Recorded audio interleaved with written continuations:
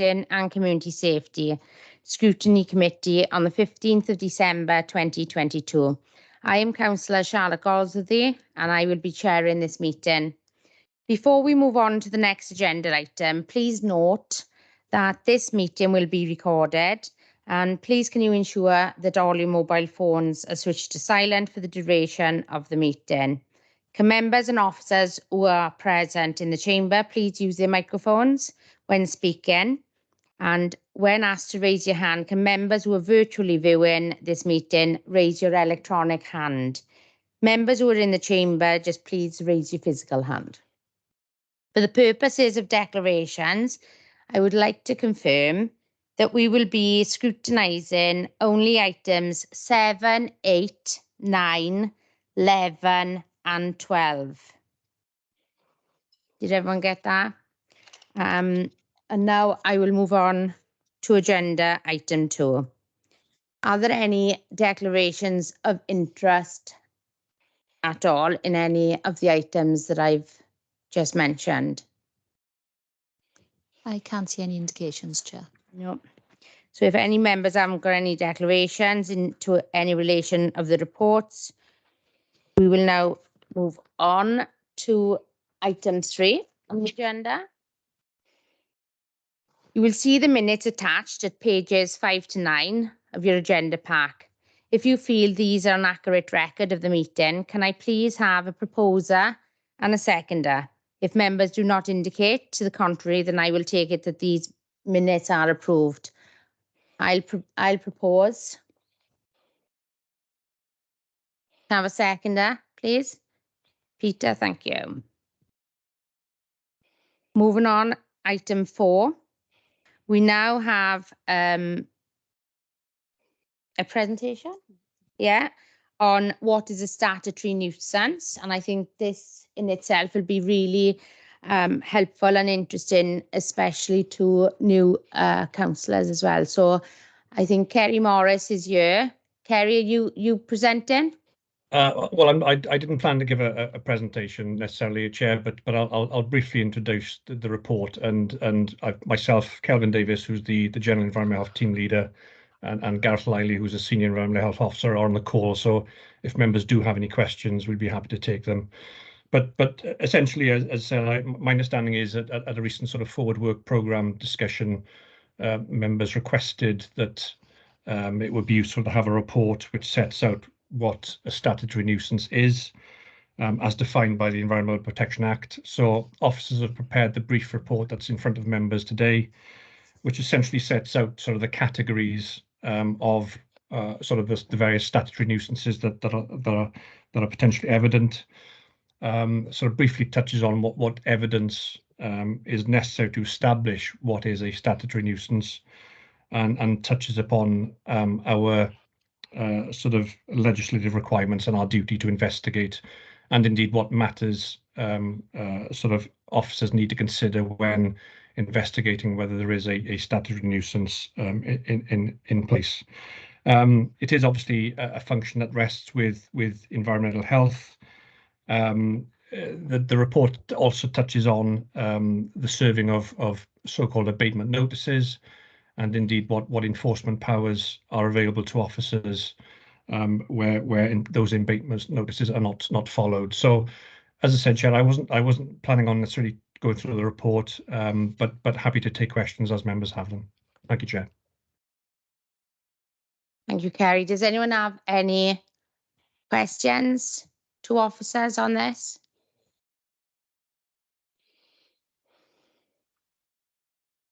Calvin's looking a bit relieved for that, I think.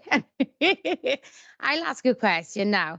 In regard to an abatement notice, obviously, if someone is constantly breaking that notice, what is the procedure there?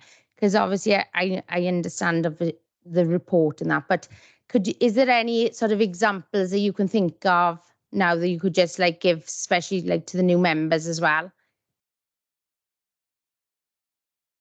Yeah, do you want me to cover that, Kerry? Yeah, I think the answer is, well, come down to what the actual nuisance is that we're trying to control. Some things are sort of easier to deal with than other things. But ultimately, the breach of notice will come down to some sort of legal action, whether it be prosecution or carrying out works in default. So I think the legal duty is on the authority if we satisfied a statutory nuisance exists to serve a notice. We don't necessarily have a duty to pursue anything further than that. It's merely a power. So it will come down to some discretion and what the sort of each merit of the cases that we're looking at. With noise, for example, is the most common one statutory nuisance that we investigate. And you can have a range of different types of noises that's been investigated. But if we are looking at, say, for example, music noise from a domestic premises, and we've got a breach of a notice, generally we find it more effective to arrange the seizure of that noise-making equipment as opposed to carrying out a prosecution procedure. When we do the seizure of noise-making equipment, we would keep it for a period of time, and the person that we've seized it from will have to pay out reasonable costs in order to get the equipment returned. So generally, that has the desired effect of getting their attention and working with us to control any future nuisance. In some of the other categories, it isn't practical for us to do works in default, and the main constraint that we have as a section at the minute is around the available budget to do works in default. And generally, we would prefer to prosecute for non-compliance than do something in default, which then puts the debt back on the authority. And in some cases, we do have difficulty recovering that debt. Some of the jobs that we're proactively looking at with debt recovery and the mechanism for works in default tends to be around empty properties. So they tend to be around the properties where there's no established ownership, where we can get a debt registered against the property and then consider a procedure which we call the enforced sale procedure, which sells that property on. And what we're doing then is forcing a change in ownership in order for somebody to take responsibility for that house. But that is a long process and can take up to 2 years to get through. So some of the action that we take and some of the frustration, I think, from complainants is that the steps are drawn out.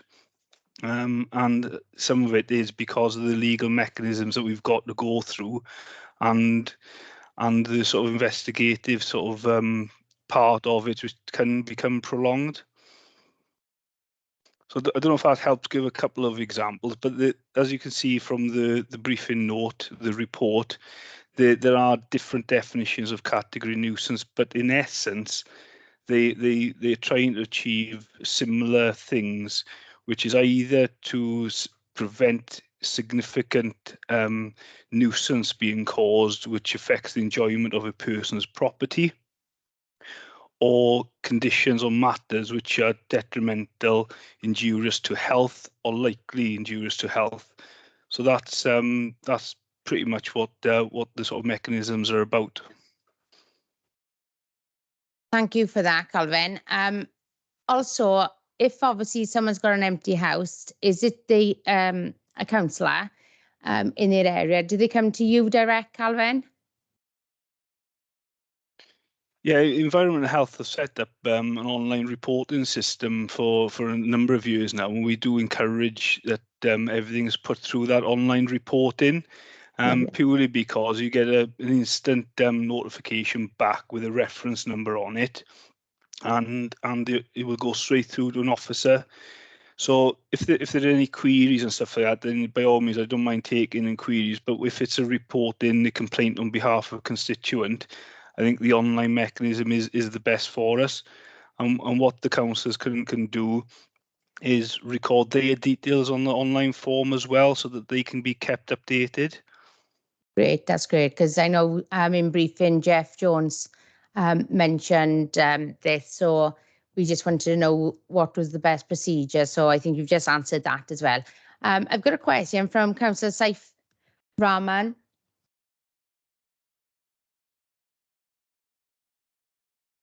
Saif?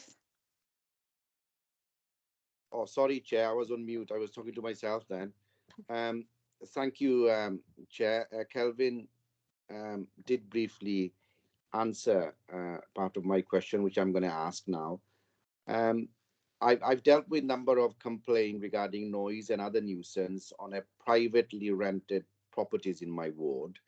I want to ask, what sort of legal or statutory powers do local authority have under the Environmental Act to get the landlord involved? Because in some cases, I think landlords don't want to know. They just wash their hands off and they just say, look, it's the tenant's problem. I got a tenancy agreement that states the tenant shouldn't be doing this and that.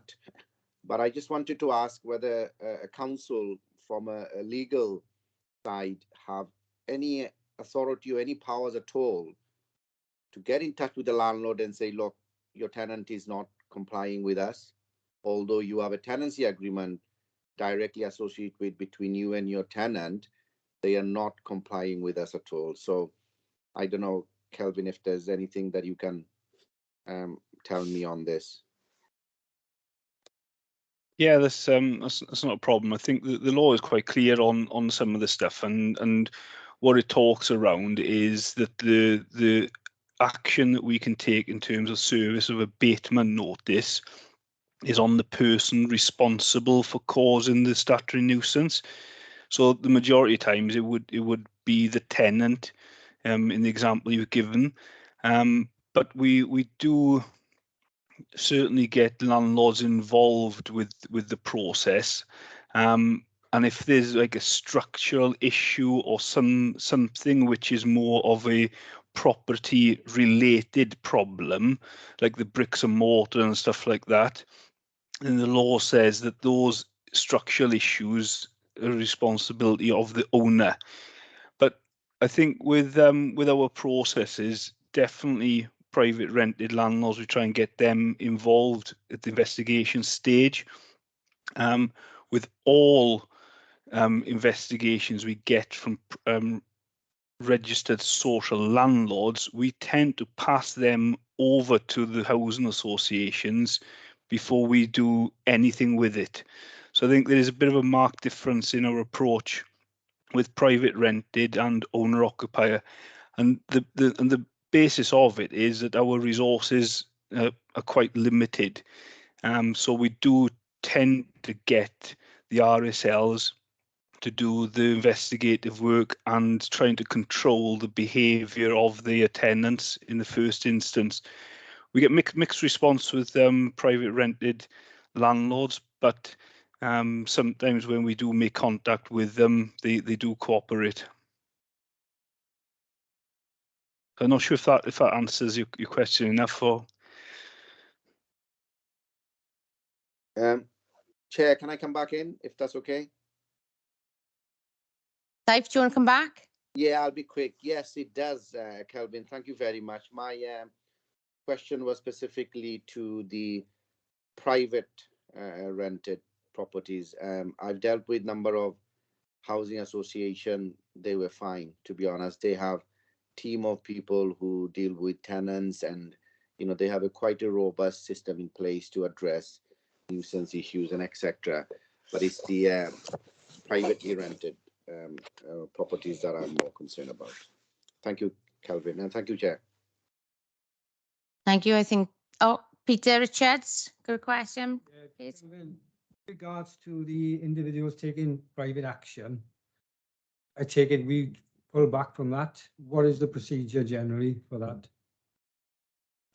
For individuals, I think I've highlighted in the report that the action I'm referring to in the report is about statutory nuisance action that individuals can take. So that's exactly the same as what the local authority can take. and where we serve abatement notices, and if there's an appeal on them, we go to the Magistrates Court. What the procedure is for individuals under the Environment Protection Act is that they can go direct to the Magistrate Court if they want, and if they've got enough evidence there that they will have to sort of prove themselves, and we wouldn't get involved with that, that the magistrates could issue an abatement order. So sometimes the scenario is that environment health staff are unable to witness the nuisance that's being complained about, or is unable to gather enough evidence to justify our sort of actions, to take the case on behalf of the individual. So we do sometimes recommend the Section 82 private action under the Environmental Protection Act. But there's also civil common law nuisance, which individuals can do outside of the Environmental Protection Act, and that has got a wider range of nuisance procedure provisions, far beyond the statutory nuisance definition which you've got in your report. So effectively, that action looks at stuff like damages for any sort of nuisance, and this looks at the compensatory elements as well. But that will have to be sort of pursued with this solicitor, whereas the other one under the Environment Protection Act, they could just provide log sheets of, for example, if it's noise or some other evidence that they can take to the Magistrates Court themselves and make that application themselves. Okay. Okay, thank you, Calvin. Calvin, one last question, and if there's no other person, I'm sorry to put you on the spot here, but I didn't see any stats in the report. Out of obviously all the notices that you serve, how many then are prosecuted? A rough guess would be suffice. I'm not sure if Gareth can sort of help on here, but generally we're quite good as a section in dealing with some of the mediation parts of it, and what we tend to find is the majority of complaints that come to us don't go to abatement notice stage. So we're probably only talking around the tens of jobs that will be going through to prosecution. I know we've done a number of seizures, noise seizures within the last year or so, but again, we're only talking a handful there. But I don't know if Gareth, you've got any up-to-date stuff on that? Yeah, I was just going to say, not many end up in prosecution for a number of reasons. Because obviously prosecution doesn't necessarily solve the problem. You can find somebody guilty and they can have a fine, but the problem's ongoing. So I think one of the examples, perhaps with commercial premises, with pubs with premises licenses, what we find is not much point going for the prosecution. So we take alternative action like reviewing the license. So we're actually resolving the problem rather than going for prosecution. And the other thing also what kind of stops some prosecutions is that when we're taking it on, we expect the complainants to come forward as witnesses, and they're not always comfortable in doing so. So sometimes that kind of puts a halt to prosecution proceedings as well. But like Kelvin said, we do tend to resolve a lot of things through communication, mediation, and that is the preferred option, because more often than not, the people receiving the notices don't want to be in that position, and the complainants also just want the problem solved. They're not necessarily that keen in prosecutions or notices served. They just want the noise to be resolved, and if we can tend to do that quicker through amicable means, then that's what we'll do. Great, thank you. There's no more questions now, so we're happy to move on. Thank you both. No, not both. There's three of you there. It's all of you. Kerry, Gareth, and Calvin. And now we'll move on. Agenda item 5. We'll now move on to Cabinet agenda for pre-decision scrutiny As previously mentioned, we've decided to scrutinise items 7, 8, 11 and 12 on, and 9 on the Cabinet Board agenda.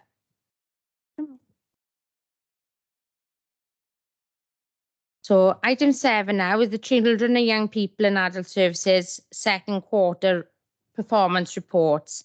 Officers, would you like to add anything in addition to this report? No, Chair, we're happy to take any questions.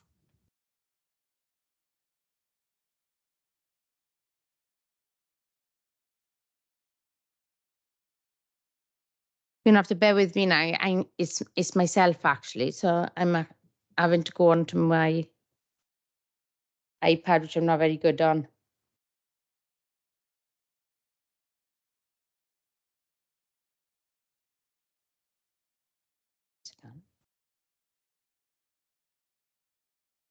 I'm on the wrong one, yeah.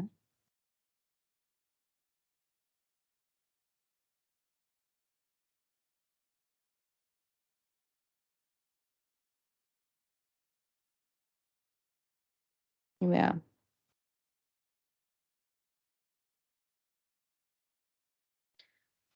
Yes, on page 69. And it's, my question was the channel panel. I've never heard of that before. It's, well, 69, isn't it? Oh, we go. Sorry, my error there.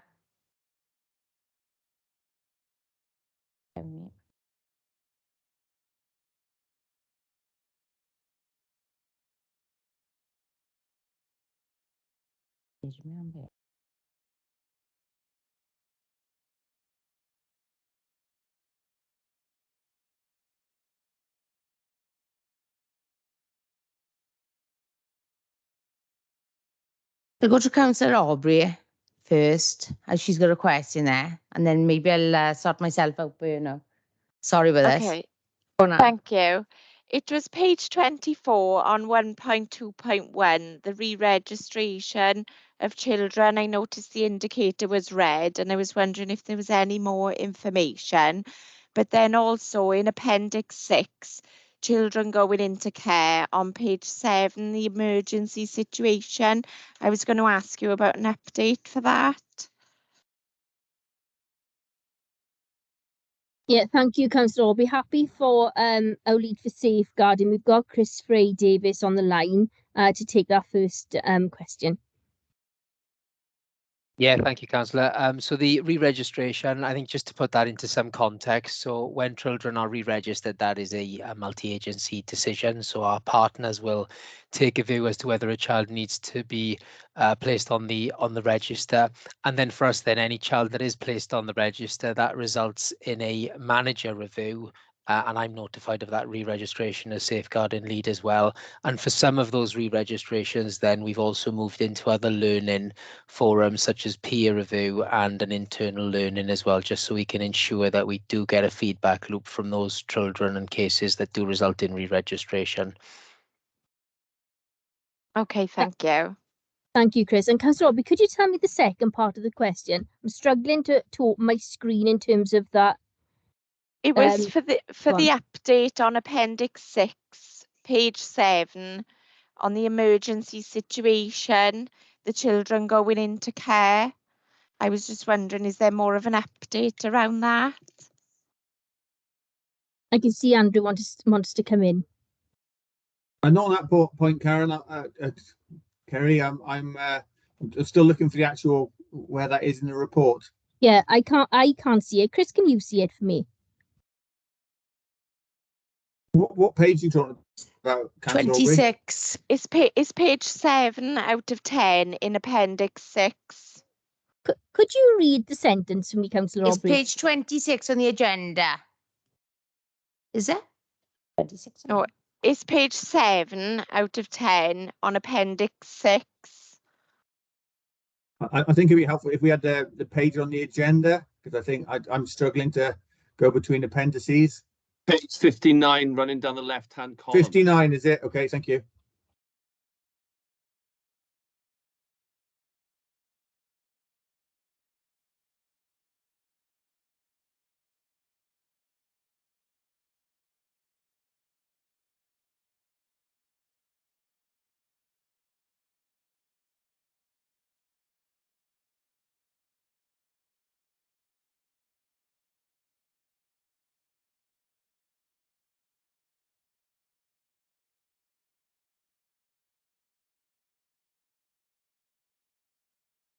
Just to confirm, Appendix 6 actually starts on page 59 of the agenda pack, officers. It's the only red ragweed there on that page, actually. Information for children going into care in an emergency situation, share photos electronically. Yeah, it says MW to check for update. I can answer And that, it's flagged Councillor. red. This is our action plan where we're working to embed children's rights across children's services, and we've been successful in getting what I think would be best described as a kite mark in respect of children's rights. That specific point relates to ensuring that when children do enter care in an emergency, that they do or are furnished with as much information as possible in respect of the placement, where they go in, where they'll be sleeping, who the foster carers are, so a pen portrait of the foster carers, etc. Just so they're as fully prepared as possible for what is, of course, a very traumatic event. And that is an action. It is red because it is being worked upon, and Mel, who is our quality practice lead, is linking in with engagement, looked after children and fostering to ensure that all of the foster carers, for example, have got pen portraits, etc. Okay, thank you. Andrew, do you want to come back in? Yeah, thanks, Chair. Just to say, I mean, excellent questions. Particularly, I think that that one about re-registrations, which is a particular area of concern, I would say. So I'm really pleased that the council has picked that up.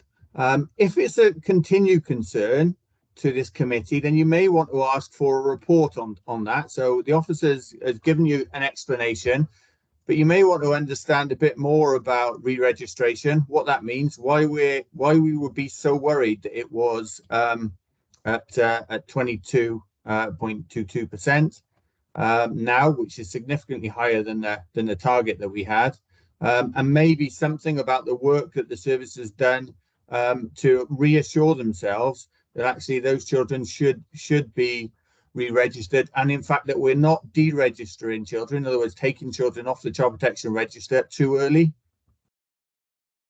So it's about whether the committee wants a particular report on that to come back, because I think that's a really pertinent point. When I looked at these, you know, that would be something that would worry me, and I'm sure it would be worrying their head of children's services. Yeah, I would definitely like a report to come back if possible regarding that. Yes, I agree. Yeah, happy for that to happen. My question, I've finally found it. It's on, I can't find the page now, page 27. 1.2.2, the wellbeing objectives. Are you with us on that one? I see Andrew's eyes.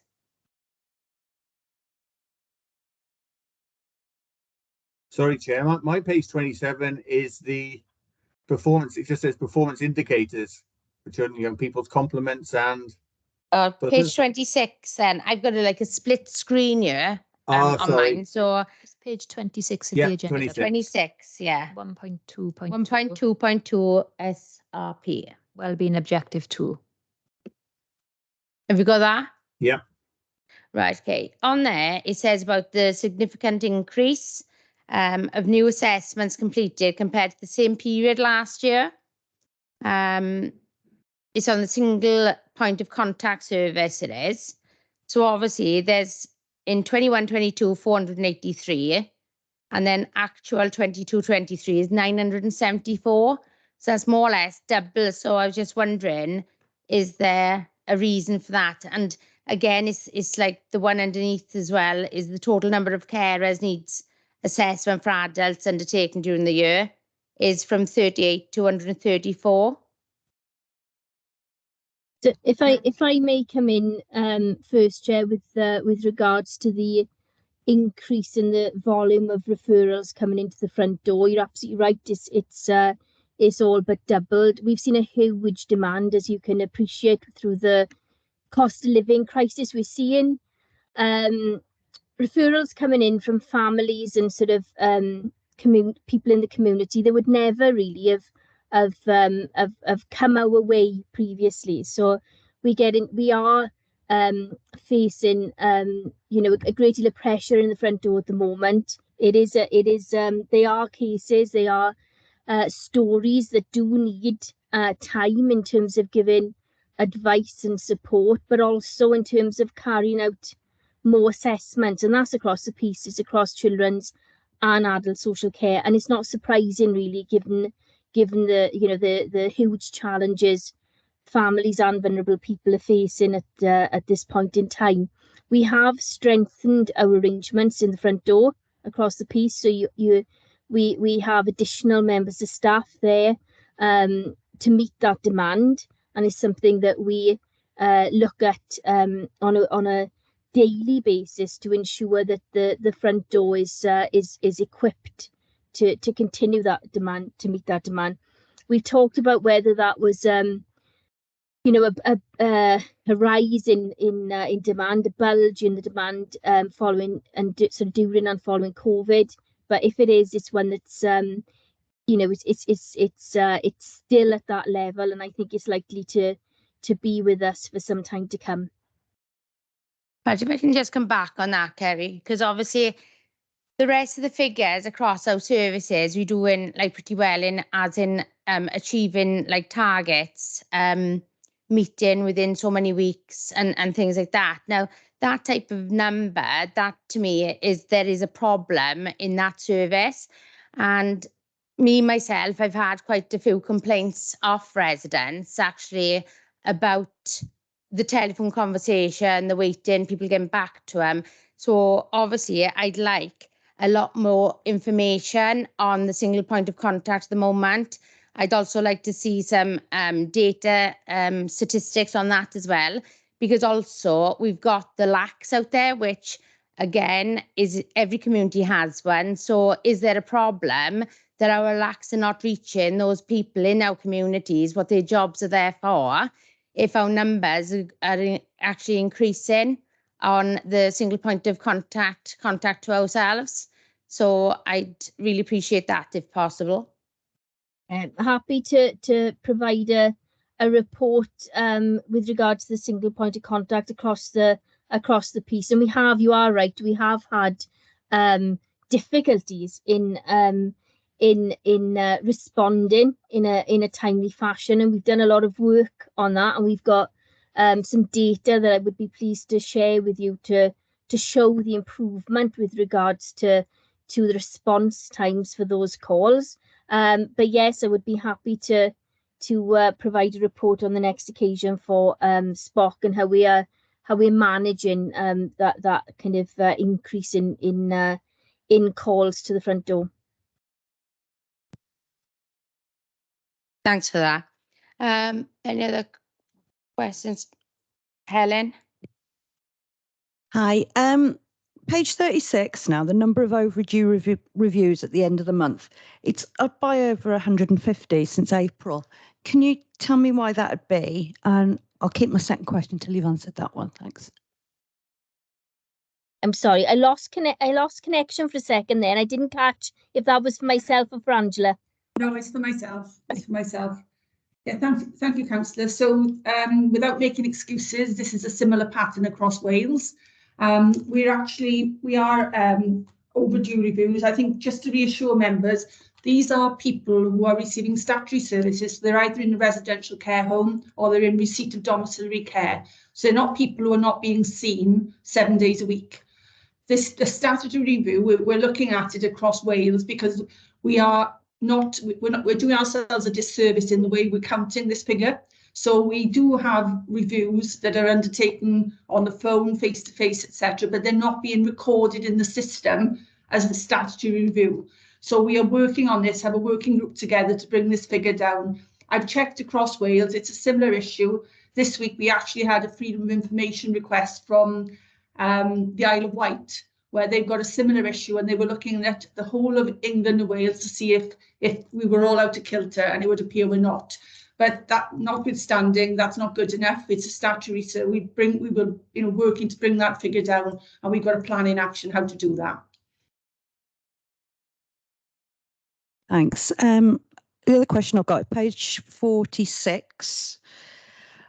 Really, this is more for the benefit of the new members of the committee. Can you explain why the number of looked after children and children on the Child Protection Register has gone so dramatically down in the last few years? If we looked at the looked after children sort of population first, so it is over the last 10 years, and in 2012 I think we had 502 children looked after, and as a council we were way off. We had it was double the number of children looked after than anywhere else in the country. And I think, you know, Andrew coming in and the work that's gone on since then meant that we were able to put the structure in, really, the systems and structure in, which meant that we developed a very good family support strategy, very good looked after children strategy. So the idea behind that was that we concentrated our efforts on early intervention and preventative services. So you'll see the service today sort of 10 years on, where we've maintained that and developed that support service to be one of the best in Wales, in that it promotes and supports families within the community at a much earlier point in time. And that has been, you know, that has been successful. And that's where you're seeing only those children that need to be looked after will be looked after. But we do intervene with families at an earlier point on a voluntary basis.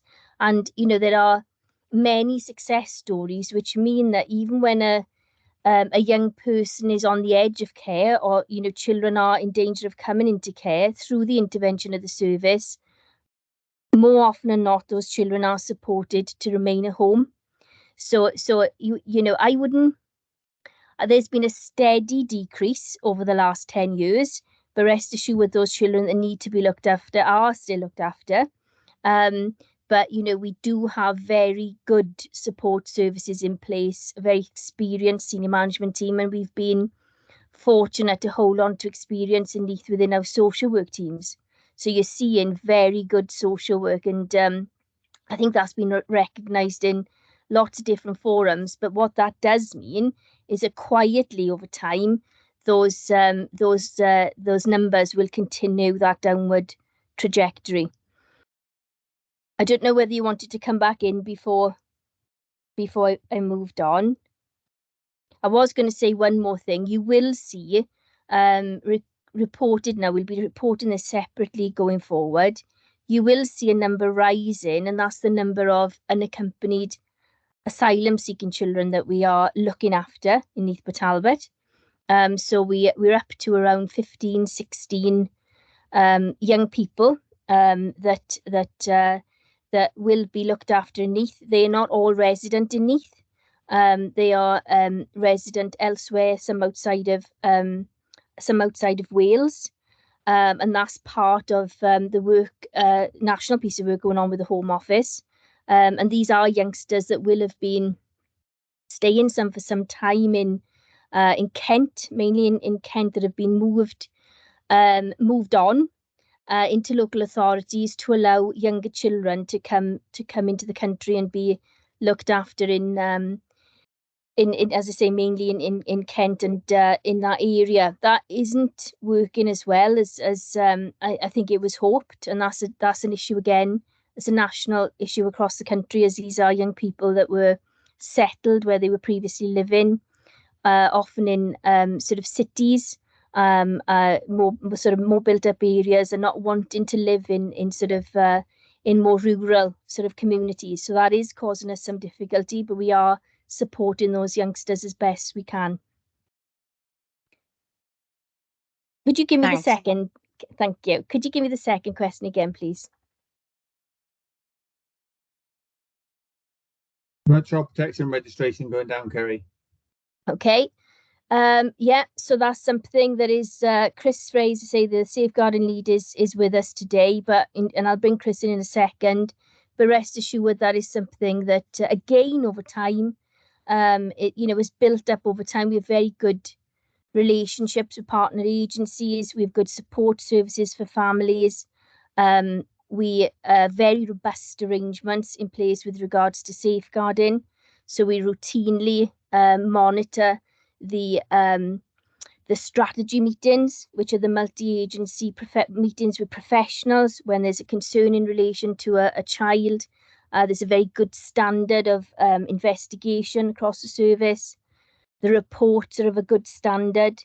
And we have very experienced reviewing officers, independent reviewing officers who chair those multi-agency child protection case conferences. So those decisions around registration and deregistration are made on a multi-agency basis. I'll bring Chris in a sec, see if he wants to add anything more. Yeah, thanks, Kerry. I think not to go over some of those things that Kerry's already alluded to, it's no one simple kind of straightforward answer. It's the product of a number of years and a lot of work with the teams, with the managers. You know, it does go to the kind of the work that is done in that quality practice group around that continuous learning and kind of giving practitioners the opportunity to work more with children and families through our kind of strength-based approach. So we've definitely seen practitioners moving away from what was probably a more risk-averse kind of culture and practice, far more relational in terms of how they work and engage with individuals to understand what matters. Really mature partnership as well, so very good relations with our colleagues in police, a lot of healthy challenge across that partnership. And also we've worked on other processes that would sit under that safeguarding umbrella then in terms of how we've developed our response to professional abuse and also our response to harm outside the family home. So once upon a time, we might well have taken a lot of young people onto that kind of CP register for concerns of extra-familial harm, exploitation, etc. When, of course, we knew it wasn't attributable to the care they were receiving. It was as a result of them being abused by those outside of the family home. So a lot of work has gone into our response across the safeguarding landscape, which has resulted then in a reduction of the CP register, which was never the intention, more an unintended consequence of all of that good work, I would say. And just one last thing before we bring in the director. So we hold a monthly peer review, and that's so we have good mechanisms, as Chris has explained, in terms of internal scrutiny. There's also external scrutiny as well. So the key partners get together with ourselves on a monthly basis where we scrutinise sort of our work. And so, for example, from today, what we would do is, in relation to perhaps the scrutiny around the re-registration rates, we would take that into peer review. So instead of us just looking at that ourselves, we would take that to the table so the partners around the table can help us scrutinise our own work in terms of what's behind some of those figures. So I guess that just shows perhaps the rigour and the transparency in the system. Andrew. Chair, you happy for me to come in? Can I come in, Chair? Yeah. Oh, Yeah, sorry, I'm pressing this button the wrong way round all the time. I'm having a mare today. I am a mare. Technology, we don't. It's Christmas, though, no, it's Christmas. It's absolutely fine, Chair. No problem at all. Just wanted to give a sort of my overview of this. So I agree with what the head of service and Chris have said already. This is, I mean, Councillor Clark is an experienced member of this committee, and that's exactly the right sort of question that we should be asking. Because whilst I might be reassured and the head of service might be reassured about why those figures are going down in the way that they are, it is about us managing risk within our service, and the stakes are really high if we get this wrong. And so you know, the balance of that is really important, and whether we've got the balance right is something which we need to be reassured as officers, but you need to be reassured as a scrutiny committee. Because in the end, it will be Nisport Talbot and it will be the councillors who will be held responsible if we get this wrong. Now, some of the ways that you'll be reassured are through inspections. So that's through CIW. When they come in, they look, and for instance, they had a safeguarding inspection, the JICPA, it was called, the Joint Inspection of Child Protection Arrangements. That happened, I'm rubbish at time frames, but about 12 months ago, something like that, maybe a bit longer.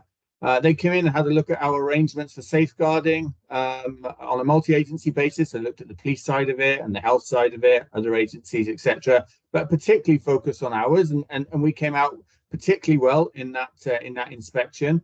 We have had other inspections of children's services, so that should give you some assurance. There's also those audits of cases that Kerry talks about, and you see those as part of these performance reports. But there might be other ways that you want to be reassured. So you might ask for more information about this particular thing, particularly the looked after children and children on child protection register. Why, exactly the question that Councillor Clark has asked. Why has it gone down, and how are we reassuring ourselves that we're still safeguarding the children that need to be safeguarded? And I, from a director's point of view, I'm absolutely reassured on that, and I see all sorts of figures as far as that's concerned. But you won't see that as a committee, and it might be something which, in the future, you want to look at in a bit more detail. Thank you, Chair. Thank you, Andrew. And in respect to a lot of the KPIs and the performance figures, we've had obviously a committee meeting with vice chairs and chairs today, and obviously there's some stats on here that obviously are statutory with Welsh Government, I believe, and maybe there's some that obviously have just been put in there. So maybe I think, which way, I'll take advice on that, whereby we look at maybe, is there extra figures, performance figures we would like to see, and maybe if there's some in there that we might not need to see. And I think that's where my next question is on, I've never heard of it before, the channel panel. And again, now this is page, I'm on split. Yeah, page 68. Six. Oh, sorry, I'm jumping ahead again now, I am. I'm happy to come in there, Chair, if it helps, as the chair of the channel panel for Neath Talbot. Yeah, okay. Well, if we just go, I think that was the last of item 7 anyway, so we will now go on to item 8. So obviously, if you can actually answer that as well, please, Chris. Yeah, certainly, Chair. So the channel panel is chaired by local authority, so that's myself with partner agencies. And what we do is we will work on referrals to us where individuals, children and adults have been identified as potentially at risk of radicalisation or extremism. And then between us, then we will decide whether we adopt those cases into the channel process to look at working with them across the partnership to develop that tailored package of support. It sits under the counter-terrorism strategy contest, and the aim of that strategy is ultimately to reduce risk across the UK and its interests overseas from terrorism as well. And then that has 4 strands, so the pursue, prevent, protect, and I'm going to forget the other one now, but yeah, that's it in brief. Right, okay. So do you know when obviously in the figures it says that there was 4 new referrals during Q1. Where are them referrals then made from? Is that from the communities, or is that from sort of outside body organisations, or, and where did that go? So there'll be a number of sources, education, police, and social work with the reporting people for those 4 particular cases. They go into police. They come to local authority, social care, and then between us and Counter-Terrorism Wales, then we decide on next steps. So safeguarding will always trump any kind of criminal response. However, it will be done in conjunction with police, so we won't be going and trampling over any police investigation. And then from that point, then they enter into the channel process after some police processes in the middle. Right, okay. I think what's confusing for me is actually shown as a red, but obviously 4 went in and then there was no specific trends identified. So any particular reason why it's a red? Chair, I can answer that question if it helps. Yeah, please, Andrea. Only that the system only operates on a 5%. I know this sounds quite technical, but I asked the same question this week. If it goes over 5%, the system automatically shows as red. I've got a similar one on adult services. It isn't red from where I'm sitting, but the system, the IT system, the way it's set up, if it has got over a 5% margin, it will automatically tip it into the red category. So you just need the reassurance from officers that as you're having, but it's the system itself that makes it a red. Right, that makes sense, that does. And thanks for explaining that, because to me, it's not a problem. But obviously looking at the indicator, red, it sort of just highlights that it is. So thanks for that, Angela. Let's have a look. Have you got any more questions on item 8? I think I was the only one. So we'll move on now to item 9, which is the director's report, which I must say, I thought was excellent. Really enjoyed reading it also. I do have a number of questions on it. And Harrod, yeah, Councillor Aubrey, if you want to come in first. Thank you. My question is around the support for trans children. I was looking at pages 90 and 91 and I could see neurodiverse was mentioned and LGBTQ+, but I was wondering specifically about this because recently, you know, I have come across cases myself where children are in the process of changing, and I'm just wondering what's the council's, you know, take on this? Where's the support? You know, how are we dealing with this? Because they are children themselves making this decision, and it is something that does concern me. And I want to know how we're supporting the children and the families around this, especially in schools as well. Chris, have you got a view on this? That one.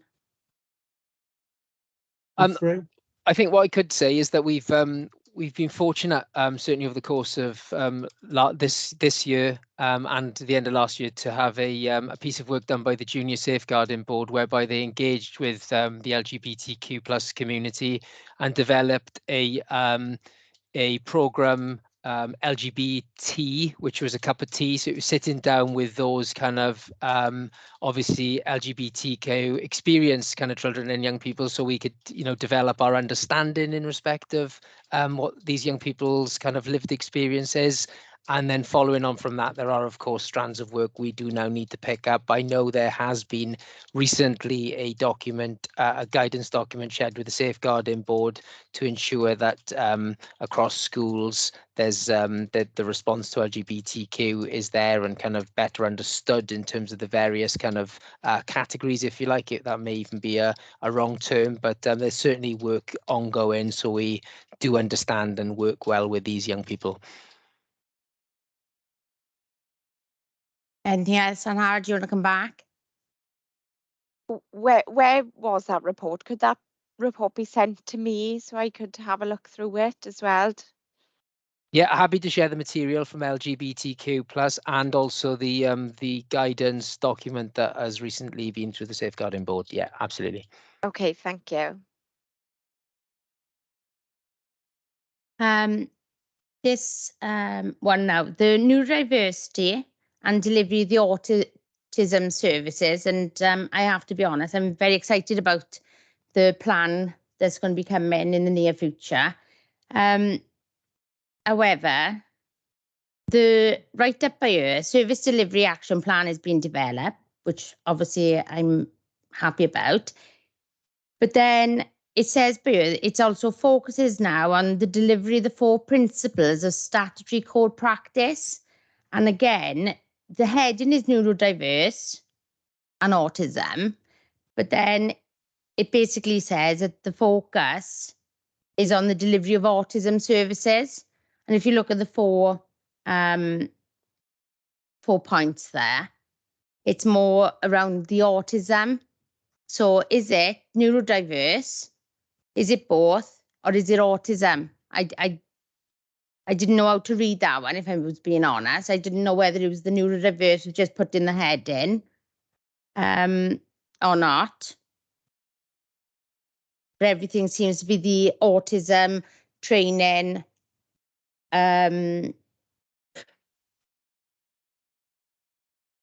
with that. So on the bottom and then the planting and the monitoring services and the training, is that neurodiverse and autism, or is it just autism? Andrew? Yeah, thanks, Chair. I think it's a good point. Maybe I could need to come back to you on that, because I have always understood now that we talk about neurodiversity rather than autism and neurodiversity. Now, of course, we have got the statutory code for practice on delivery of autism services, so that might be where that's getting confused. But my understanding is that that's about neurodiversity, but I probably need to go away because I don't think I've got our specialist on autism on the call. I'll go away and I'll find out a bit more information about that and I'll come back to you as a committee. Yeah, no problem. It's just the fact of if it was just the autism services update, then so be it. But just because it's both being put in there, it was just a bit confusing. But again, even though we have got a statutory code of the practice in meetings I've had with the team on this, obviously the stats there clearly prove that neurodiverse is a massive in all areas. It's even in Hillside. It was all children, are there as well. So is amazing work have been done by the team. So I'd like you to go back and thank them for that as well, because I'm really excited. Also, this could be for Andrew and Chris Millis, maybe. It's about the Safe and Well service. Obviously, I get a bit confused because obviously it's an area where the community that I'm very, very proactive in myself. We've got obviously food poverty in that. Obviously, it comes under education with Angeline and Kerry Jones. But I get confused as to why their roles are in education and not in the well-being part of things. I don't know whether there's confusion there or what, but it just doesn't make much sense to me. So I don't know who wants to actually answer that one. But as we progress in developing the local area coordinators and everything else, it's not making much sense to me. Right, as if by magic, as you were asking that question, I saw Sarah Waite's photo blink up onto my screen and a video is there. So I'm guessing that Sarah will want to say something, but I saw Angela put her hand up before then. I was going to introduce Sarah to say, yeah, we've just had the conversation so Sarah can update the committee. Oh, yeah. Good. Nice timing then, Sarah. Thank you, Chair. No, so in terms of obviously Safe and Well, that does now sit with myself in adult services, and there's quite a large piece of work being done to ensure the robustness of our volunteering provision going forward. I am linking in very closely in terms of the Food Poverty Fund with Suzette Pam, who's running that, and with Kerry. And I'm unable to answer the bit about them not sitting together. That's out of my decision making. But in terms of your full reassurance, it's certainly a good partnership that we've got going on and good working across the council at this stage. And I think that's why I asked the question, because in the previous seminar we had, it was like the comments of, oh, we work in joint to the hip and this, that and the other. But it does not make any sense to me why there's some people are in one directorate, and then there's others obviously sit in another. To me, it's common sense that all should be in one. But again, that's I don't always think like others, and I appreciate that. So can Chris or Andrew answer that one then, please? Chris?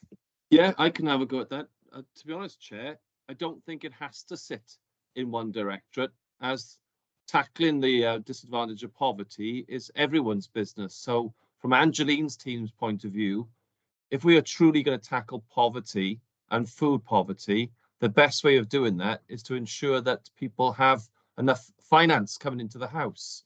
And to do that, they need a job. So you can see why under education, leisure and lifelong learning, we have somebody that leads on education, poverty and skills. So from that point of view, it makes perfect sense to us, including the work that we do with the free school meals within our schools.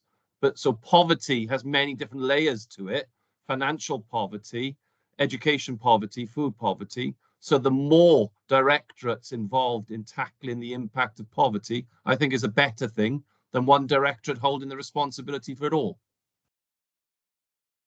Yeah, I get that as well. But it's when obviously social services are in housing, so we're in all houses. We connect obviously as a in the education element and through schools, and I understand that bit. But whereby there's grants being done and the work, when you're dealing with housing, which comes under social services, or preventing people going in and lots of things like that, that to me, even though it links better under this directorate than obviously education directorate. But again, as time will go, as I said, I'm up in my game in January, so we'll see where we go from there.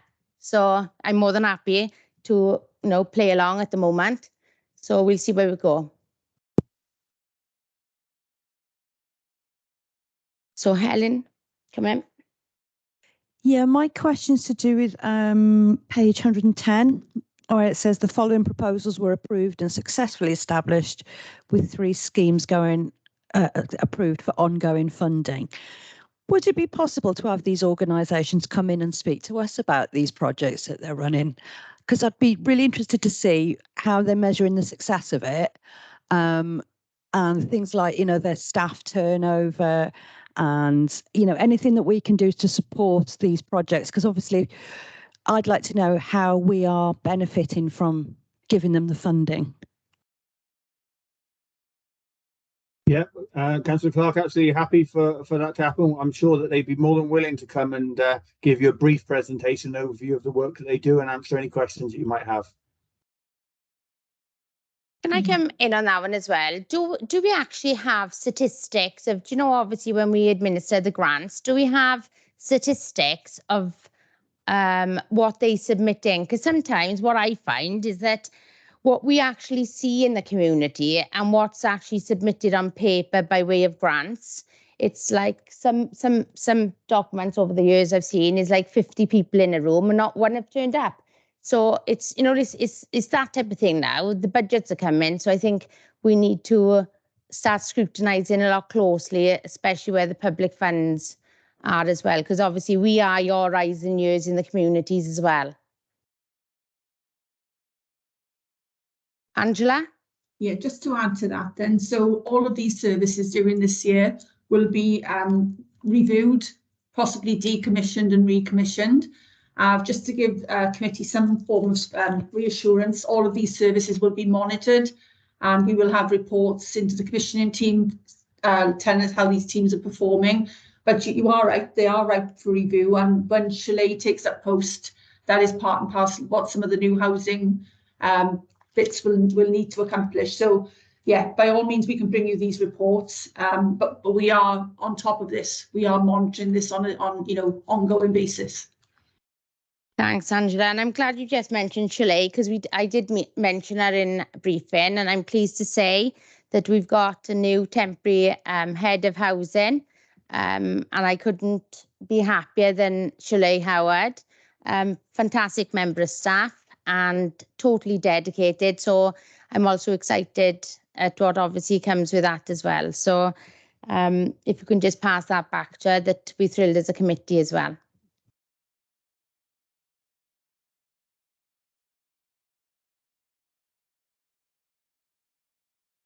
Yeah. Right. Just bear with me.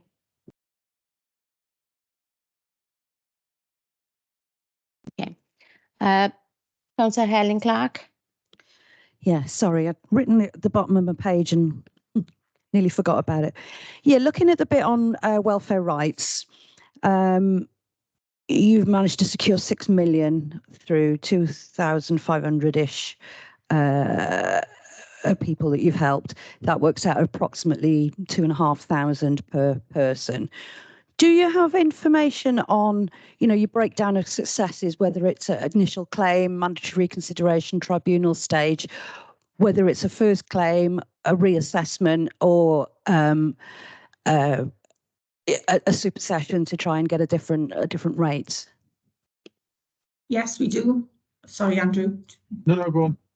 No, I used to run this unit, so yes, we do have that information, Councillor Clark, and we can provide that to you. Great. Can we have it then? Thanks. Yeah, Leighton's not with us today, but I'll take it back to Leighton Jones. Yeah.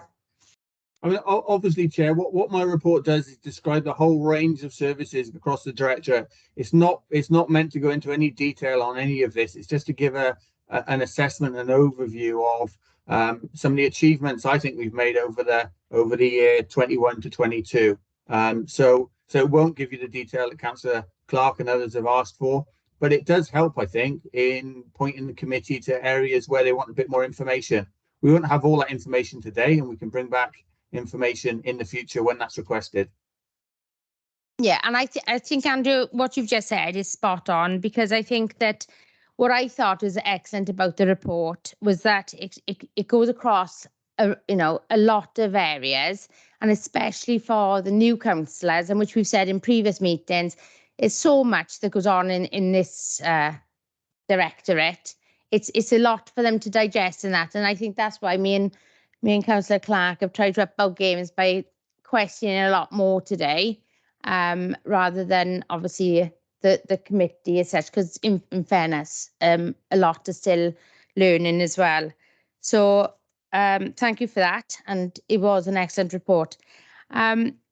We're not scrutinised item 10, so we'll go straight into item 11, the leasing scheme, Wales. This report is for decision. Officers, would you like to add anything to it? Happy to go into questions, Chair. Rob Davis is the author of this report. He's present today. Okay, so Jeff Jones. Is Jeff there? Yes, I think it was answered earlier, wasn't it, Charlotte, when you was speaking to Calvin. the previous officer? Yeah. Yeah, Calvin. Yeah. My question was, I've recognised empty houses in my ward, and I just think it'd be a suggestion for the council to look at them and maybe take them on somehow if they can. But when I say they're empty, they've been empty for many years, and some the local chat amongst the residents is they don't know who own them. But Charlotte did say that the council will be able to find out who does own them, and maybe they could take them on and use them for people who need them. If you have his, if you can respond to that, please. If you could, Rob, could you just give any examples of like what has the work in previously the council have done, whereby we have looked into empty houses and brought them back and things like that for Councillor Jones? Yeah, there's been a couple of different schemes. There's been the empty property loan scheme, which is about to start again, where the Welsh Government have provided funding for works to bring these properties up to standard, so then they can be let out again. Obviously, we need to know who the landlords are for that. I think some of the ones that you mentioned there may be absent landlords, which Environmental Health have got various ways of trying to find who the landlords are. But with this particular scheme, the landlord has to bring the property to us. And then we can offer grant funding to bring it up to standard as well. So they're fairly similar schemes.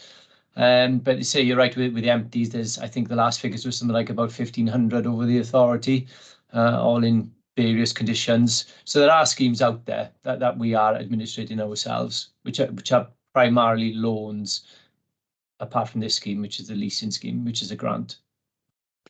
And I think there's one property in Cummer which maybe the owner's died, and the house is just sitting there empty, and it's in a terrace.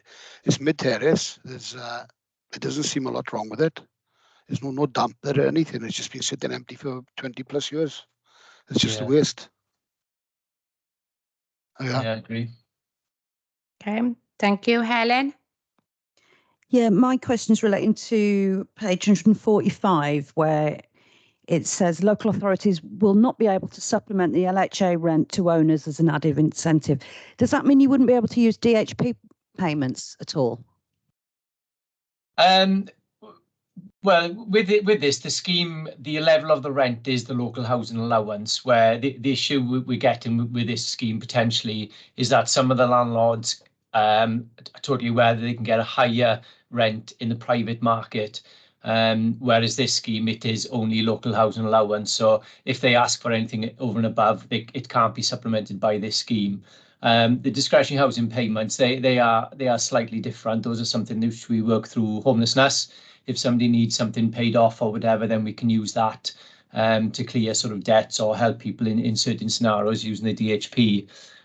So this scheme, this leasing scheme, will bring properties into our social lettings agency, which then working with housing options. So those people that may have needed a DHP for whatever reason, they might still have to come through the system, then those could potentially move into some of these properties further down the line. So a lot of these schemes then will work hand in hand with each other service. Thanks. Great, thanks. This report is for decision, so I will propose. Oh, sorry. Sorry, I don't know if I can come in briefly. Yes, you can. Just following up the question by Councillor Jeff Jones and the information provided by Rob Davies.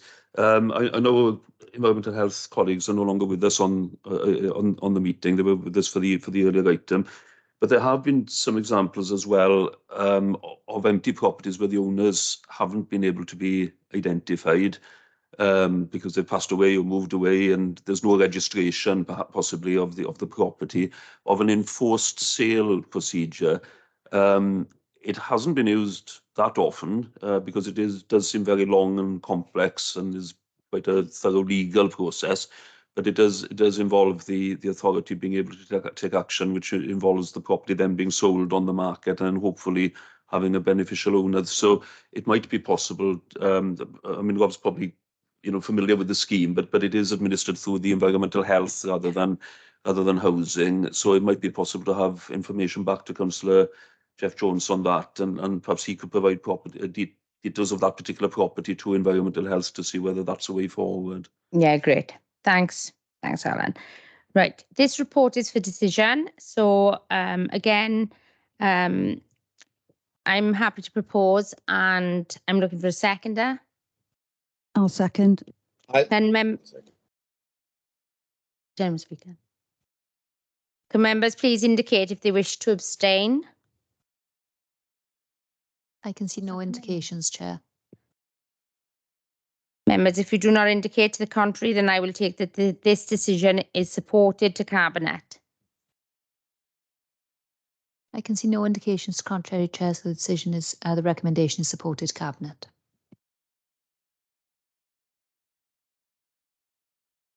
There we are. Now we go straight on to item 12, with the grant arrangements for the provision of warm spaces funding. Any questions? I'm asking any questions for officers to know because some weren't able to join us on pre-briefing, so I said that they could just come in if they did have a question. Right, okay. Yeah, I had the question I've got on this is when obviously the grant panel sits, are we looking at putting the grants forward to buildings that are already open, or is it more supporting those who will be opening to create the warm spaces as warm hubs? Sarah, you're going to come in and answer that? Yeah, happy to take that. They will be our priority, the ones that are open in extended hours, potentially to establish a warm hub. We will obviously consider the other applicants within that. However, we are looking at each on their what they're offering, whether or not they are part of it's part of business as usual, and what additionality they're asking for in terms of that. So that will be part of our consideration as well. Are we also looking with this as it being like a joined up approach rather than everyone just applying, or are we looking at more coordination by it, ensuring the right people to actually get the best results out of it. Because as you know, some people will apply and hardly anyone will actually go to that building, but it's just for the grant rather than some that don't. So is it a joined up approach with this going forward? I come back on that, Chair. So certainly from the development of a number of those warm spaces, the coordinators and members have been involved in the development of them.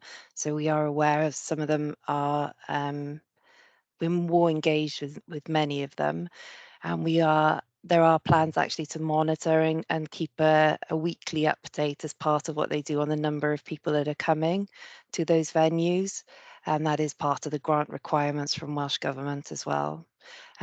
In terms of value for money, we are linking in and looking at opportunities to widen the offer. So if we are getting people in who are looking for food, we are working with the Food Poverty Fund as well. So we're not restricting ourselves, and that will hopefully allow us to be able to spread this more widely and across to more organisations to benefit from this money.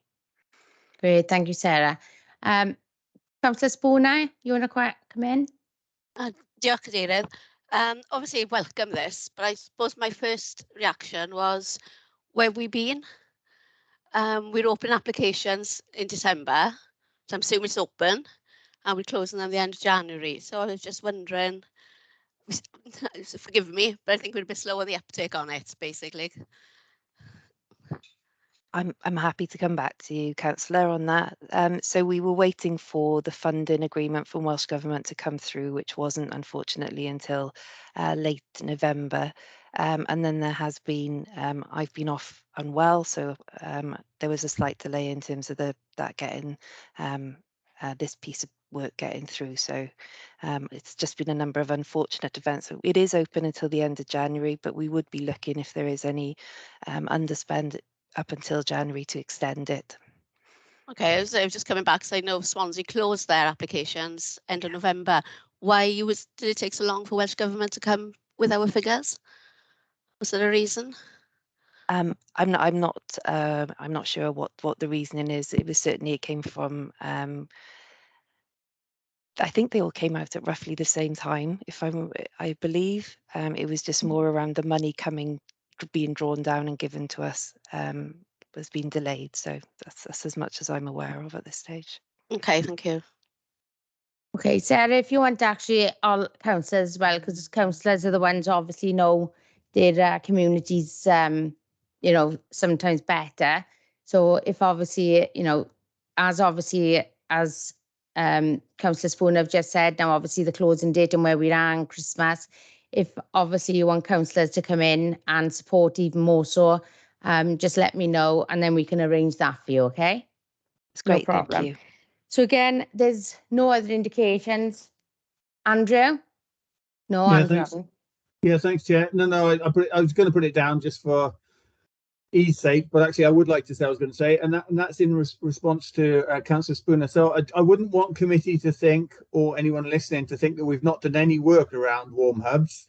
So there's something about this particular grant, but the council has been doing work around warm hubs, and Sarah can give you more information about that, Councillor Spooner, away from this meeting, but we have been doing work on that.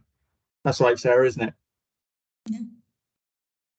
Thank you all. So the recommendation is listed on page 156 on the Cabinet Board Agenda Pack. And just a note, this is for immediate implementation. So I'm happy to propose, and I'll second.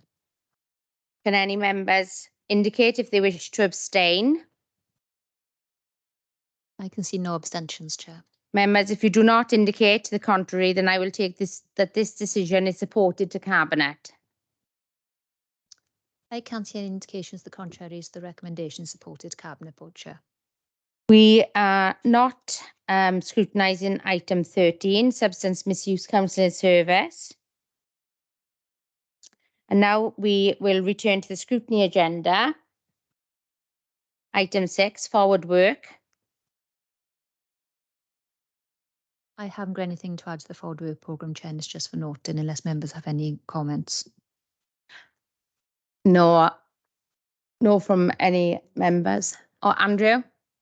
Yes, right. Yeah, just to say, so during the meeting today, there have been a number of requests to bring things forward, bring information back to the committee. I just want to make sure they've been captured, and that they go into the forward work program at some point. Not to delay this meeting, but we do need to put them into the forward work program, don't we? Yes, Andrew can confirm we've made a note of them and we will be contacting officers in due course to make sure they are captured in the forward work programme. Excellent, thank you. So look, agenda item 7, there is no urgent items. So no further items, and that ends the business for today. So can I ask all the Cabinet Board not to exit at the moment, because obviously it's Christmas time and we all got to wish everyone happy Christmas, Merry Christmas and Nadolig Llawen and everything else. And everyone knows I like a Christmas tree. So everyone have a lovely holiday, well deserved, especially social services, with the hard work constantly for the last couple of years with the COVID element of things, and everyone else is on you. So thank you for everything you've done, and I wish you all a Merry Christmas. Merry And Christmas. now can everyone join us who's joining for the Cabinet Board?